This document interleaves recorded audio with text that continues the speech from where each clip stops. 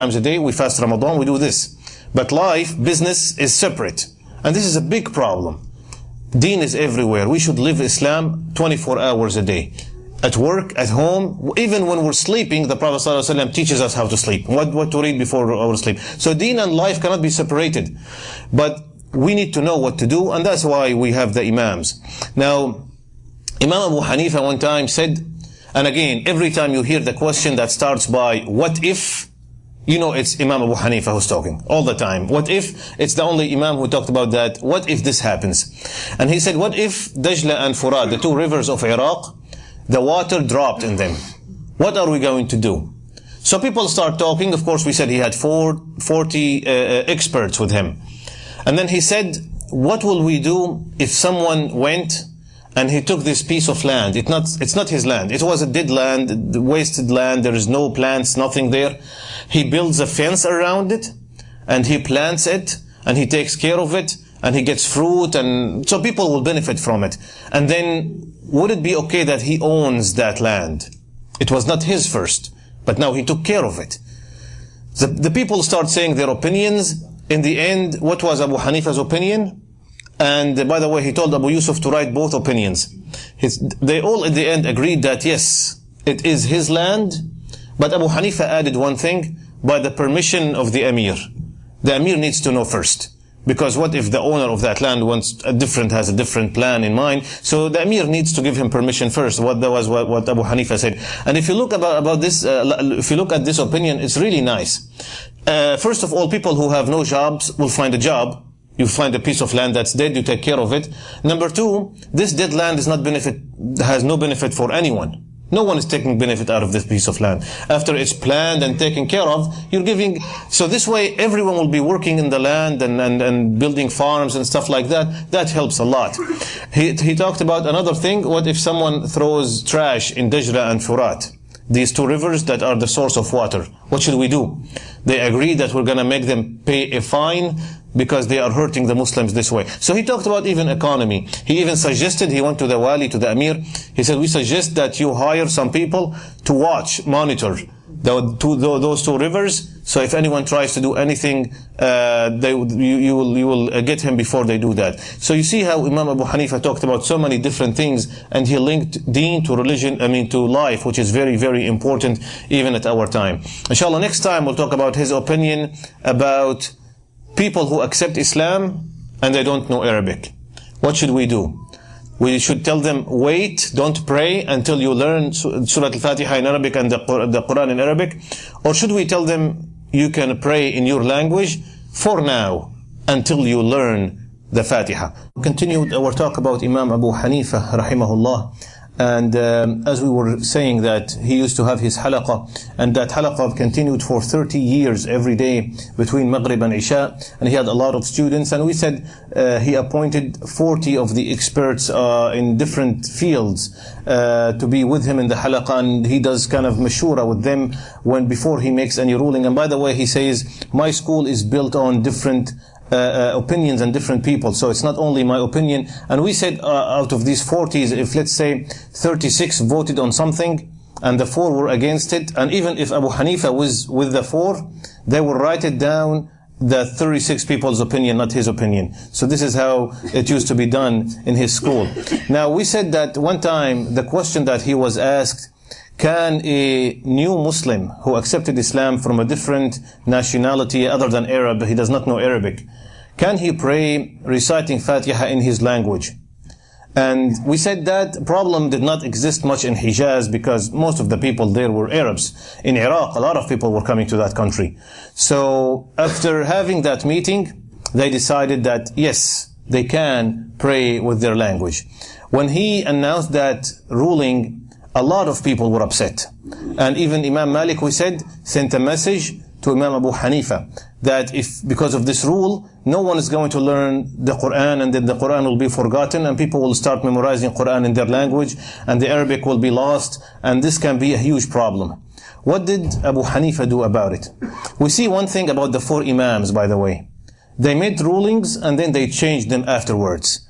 And this is one thing at our time even a regular person does not do. Because I said something, I can't go back on my word, even though I might be wrong. Unfortunately, I mean, Imam Abu Hanifa did not say, I'm a big scholar, I already made the rule, it's over. No. He took the letter of Imam Malik, he went back to his, the people, the 40 people, and that halaqah that night, between Maghrib and Isha, he told them, I got this letter, and I thought that it makes sense. So let's think about it more and change the rule.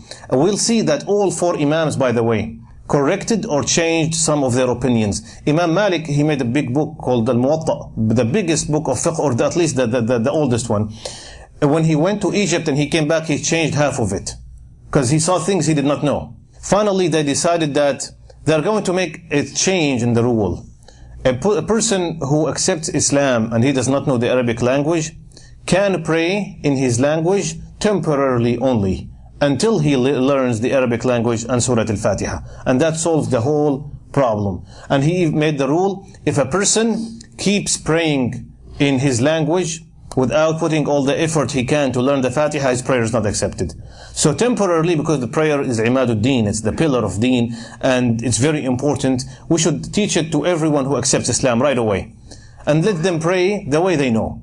But at the same time, we tell them, you should work on learning Surah Al-Fatiha in Arabic. And this is the way that they, in the end, agreed, and it became known until this day, this time, that if you accept Islam, you don't know Arabic, pray using your own language, and then learn Surah Al-Fatiha. And again, that solved the whole problem. And again, there is a big lesson for all of us. I might say something, and then I need to correct it. We should not be ashamed to go back and correct ourselves. Big Imams did that before. And by the way, that's how you know that the scholar is knowledgeable and he fears Allah subhanahu wa ta'ala. When they change, they don't go against this ego that I said something and I cannot change it.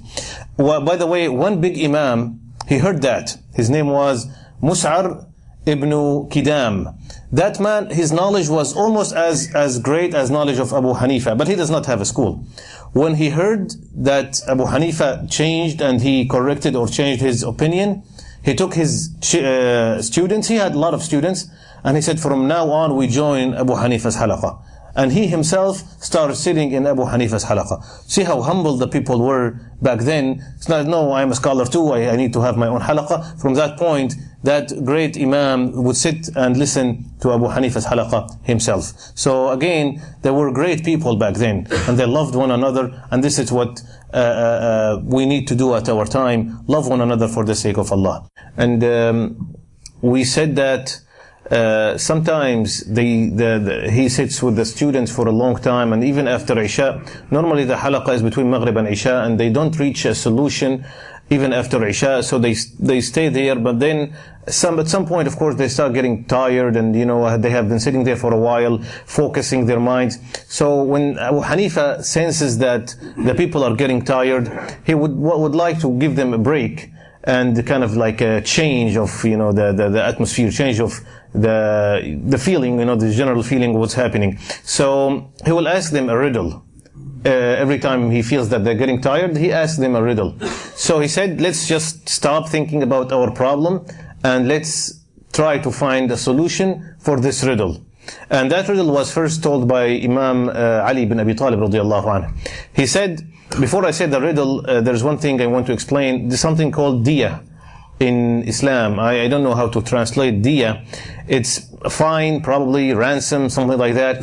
When someone kills someone by mistake, let's say you're driving your car, you run somebody over, of course not purposely, you did not mean to, and any situation, someone kills someone not intentionally, by mistake. That someone who killed should pay the family of the one who was killed an amount of money, which normally changes with time, but more mainly it's 100 camels. 100 camels. So I think it's probably around, maybe the camel's like $500, I think. I'm not sure how much camel is.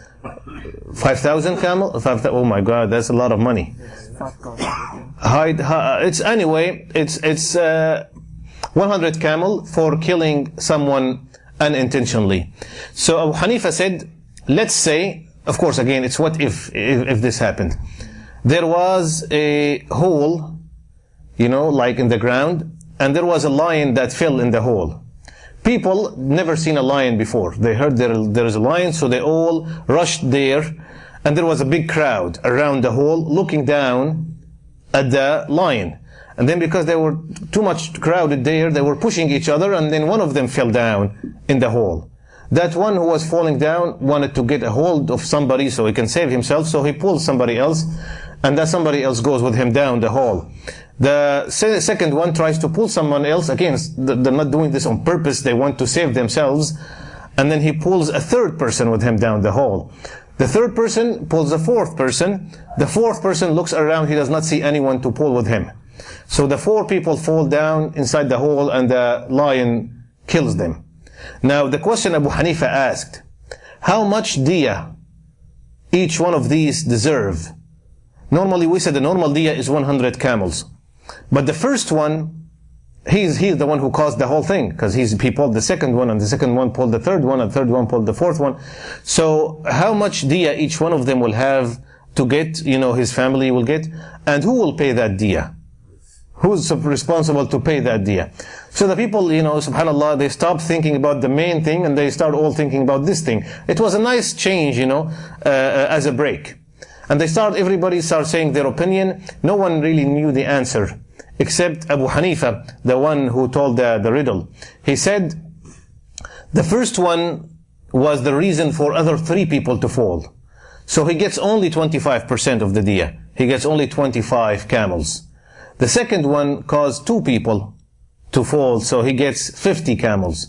The third one caused only 1 person to fall, so he gets 75 camels. Of course, his family, he's dead now. And the fourth one, he did not do anything wrong. He couldn't pull anyone with him. He just died by himself. So his family deserves the 100 camels. Of course, the people were amazed by this beautiful answer. Now, who's going to pay the diya? Everyone who was there. Because they were crowded there, and that's why they pushed one another, and that's how the whole thing happened, and they fell down the hole. So every now and then, Abu Hanifa will ask a riddle like that, just, to change the way the halaqah was going, and the people like that, these riddles. We'll mention some of them later on, inshallah, as well. We want to improve our iman. There is no point in telling a story if we're not going to improve our iman and our knowledge and our belief, and this is why we talk about the 4 imams, inshallah. We said that Imam Abu Hanifa had the habit of talking to the people in his halaqah about the matters that happen in Iraq or Al-Kufa, and to correct the mistakes of the people who make it. And that was important because, again, it's one of the Imam's job to address the people's concerns. Sometimes we probably have an Imam giving a beautiful talk about something really nice, but we cannot benefit from it. It has nothing to do with our time. We always have to link things, and how can we improve ourselves, and this is very important.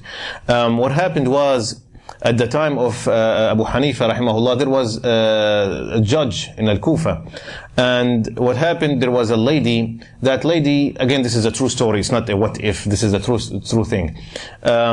Some accuse her of having problem in the brain, so she is not sane all the time. Sometimes she, have episodes of insanity. So she was standing on the side of the street, and there was a man passing by. When she saw him, she started yelling at him and cursing at him and accusing his parents of committing adultery. And by the way, before we continue from this point, many countries, they take this easily. And sometimes on TV, they call each other son of this and son of that, and they think it's a joke. If it was a Muslim country, the punishment of this is lashing. It's a big thing. This is a major sin to accuse someone. And sometimes, even actually in my country, it's a common word. If you want to insult someone else, you can say something bad about his parents. And I think in many countries like that, if it was a true Muslim country, the punishment is severe, and this is a major sin. This is not a joke. So anyway, that lady started cursing at him and accusing both of his parents of committing the adultery. So the people who were there, they took her to the judge. The judge decided that she should be punished twice for accusing both parents. And he did the punishment in the masjid, which means not in the prayer hall, but still close to the masjid. When Abu Hanifa heard about this, he said to his students, today we're going to talk about this matter. And then he said, this judge made 5 mistakes. What are the 5 mistakes the judge did? The students were able to come up with 4, and he told them the 5th one. Now, if we try to imagine that we are sitting in Abu Hanifa's halaqah, what do you think are the 5 mistakes that the judge made when he ordered that this lady should be punished? Number one, he did not investigate if she was sane or not. If someone says, if someone is insane, crazy, and whatever they say, they're not responsible.